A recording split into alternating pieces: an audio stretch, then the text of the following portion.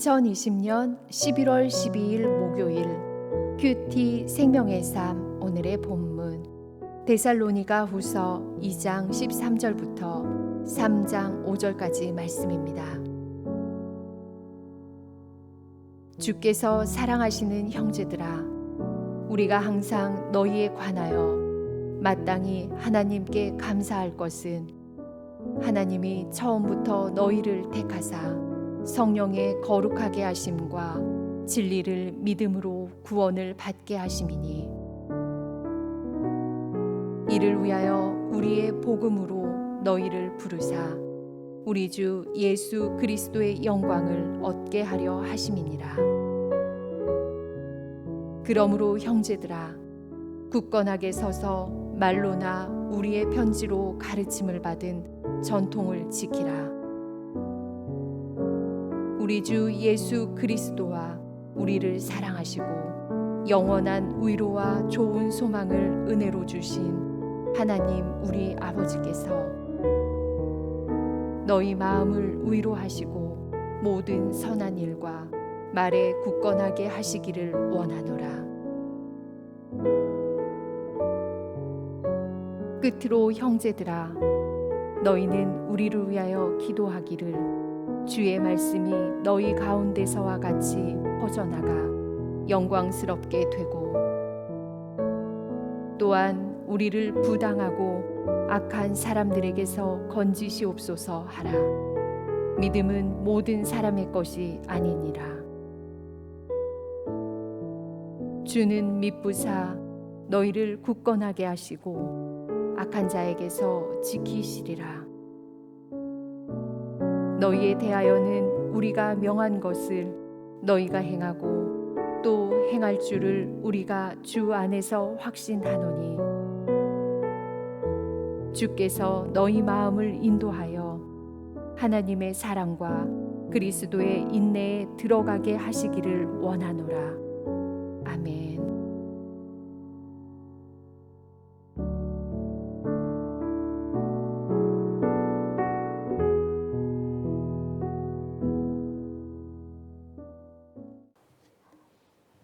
우리 신앙인들은 세상을 살아가면서 다양한 문제들을 만나게 됩니다. 사도 바울 역시 환난과 고난의 한복판에서 믿음의 싸움을 싸우며 자신에게 맡겨진 사역을 감당했습니다. 그는 복음을 전하다가 많은 고난과 핍박을 당했지만 그 고통 속에서도 하나님이 주실 영원한 영광의 소망을 바라보며 그 싸움에서 승리할 수 있었습니다. 그래서 다양한 어려움 앞에 놓인 데살로니가 성도들을 향해서도 장차 받을 영광을 바라고 믿음을 견고하게 붙잡으라고 부탁하고 있습니다. 그렇다면 데살로니가 교회는 어떻게 믿음을 굳게 붙잡을 수 있을까요? 오늘 본문의 사도 바울은 데살로니가 성도들에게 자신으로부터 들었던 가르침을 잊지 말고 지켜야 한다고 명합니다. 그는 말과 편지로 그들을 가르쳤습니다. 그러나 그의 가르침은 시간이 지나면서 수많은 문제 속에서 망각될 수 있었습니다. 따라서 바울은 혹시라도 교회가 그의 가르침을 잊어버리고 진리에서 떠나게 될까 봐 염려했던 것입니다. 여러분, 성도가 말씀의 가르침을 마음에 담아두지 않고 잊어버리거나 순종하지 않으면 더 이상 이 세상에서 영향력을 발휘하며 살아갈 수가 없습니다. 오늘날 교회가 세상에서 힘을 잃고 온갖 부정적인 평가를 받게 된 이유가 무엇 때문입니까? 우리가 말씀의 가르침대로 살지 않았기 때문입니다. 그러므로 교회는 어떠한 경우에도 말씀을 따라 순종해야 합니다. 여전히 교회 안에는 하나님의 말씀을 가르치고 또한 그렇게 살려고 애쓰는 많은 사역자와 직분자들이 있습니다. 그러한 신앙의 선배들에게 배운 진리의 교훈을 소홀히 여기지 마시기 바랍니다. 본문 13절에 바울은 하나님께서 데살로니가 성도들을 택하셔서 그들이 진리를 믿음으로 구원을 받게 하신 것으로 인해 감사를 드립니다. 여기 진리에 해당하는 헬라어 명사 알레세이아는 접두어 벗어나다, 제거하다라는 뜻과 명사 레세, 즉 망각 혹은 은폐 합성어입니다. 결국 진리는 망각에서 벗어나는 것이라 할 수 있습니다. 그러니까 진리라는 것은 처음의 것을 다시 기억하는 것입니다. 진리는 처음 듣는 것이 아닙니다. 낯선 이야기를 듣는 것도 아닙니다. 진리는 이미 들었던 것을 다시 기억해내는 것입니다. 예수 그리스도께서 십자가에서 이루신 구원의 사건을 상기하는 것입니다. 그래서 15절에 굳건하게 서서 말로나 우리의 편지로 가르침을 받은 전통을 지키라는 말씀은 이 구원의 진리 앞에 바로 서라는 말씀입니다. 그렇습니다. 진리의 복음 외에 다른 것에 서 있으면 안 됩니다. 세상의 헛된 사상과 이데올로기 위에 서 있으면 무너지게 되어 있습니다. 그래서 찰스 스펄전 목사님이 이런 말씀을 하셨습니다. 사람이 한 발은 바위에 놓고 다른 한 발은 모래 위에 놓는다면 그 사람은 모래 쪽으로 빠지게 됩니다. 우리의 두 발은 모두 진리의 복음 위에 굳건하게 서 있어야 합니다. 세상의 헛된 사상 앞에 한 발을 올려놓고 있어도 우리는 되겠다고 생각하지만 양다리를 거치게 되면 결국 세상적으로 무너지게 되어 있습니다.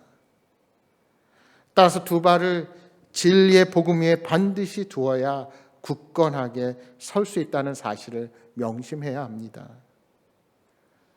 바라기는 매일 복음 위에 굳건히 서서 구원의 확신을 품고 살아가는 여러분 모두가 되시기를 주님의 이름으로 축복합니다. 계속해서 16절 17절의 말씀입니다.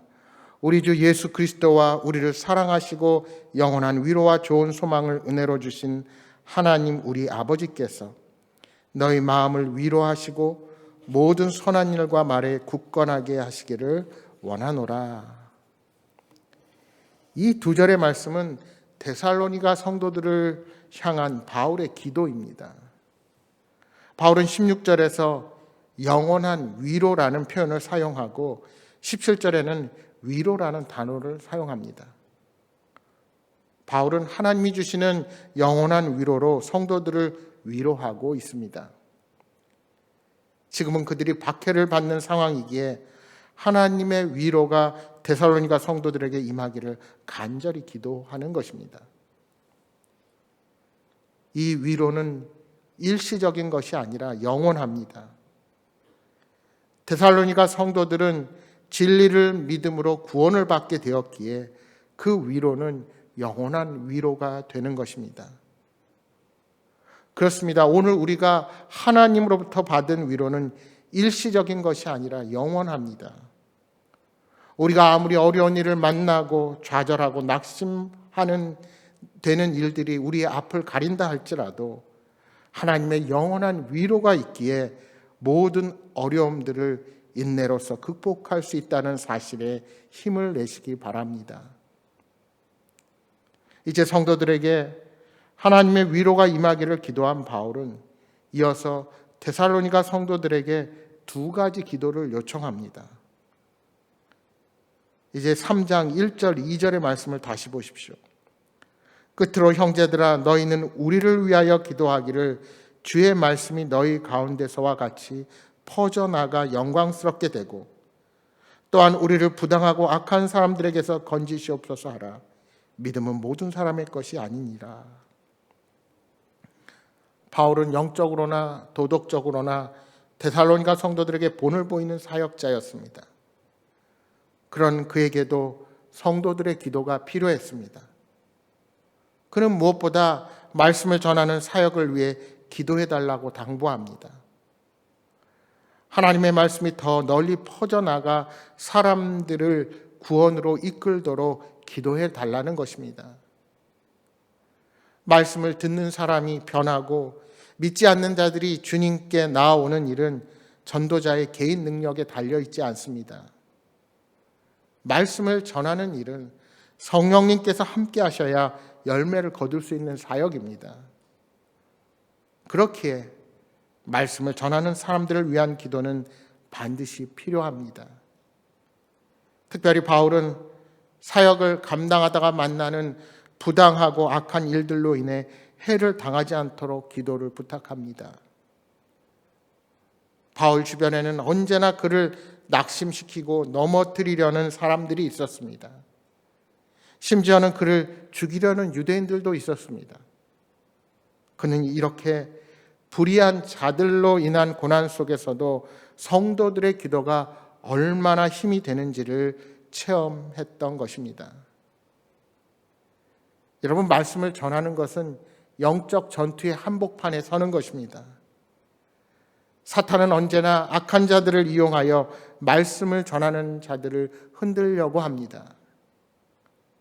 그러므로 성도들은 사탄의 유혹으로부터 모든 사역자들을 지켜달라고 기도해야 합니다.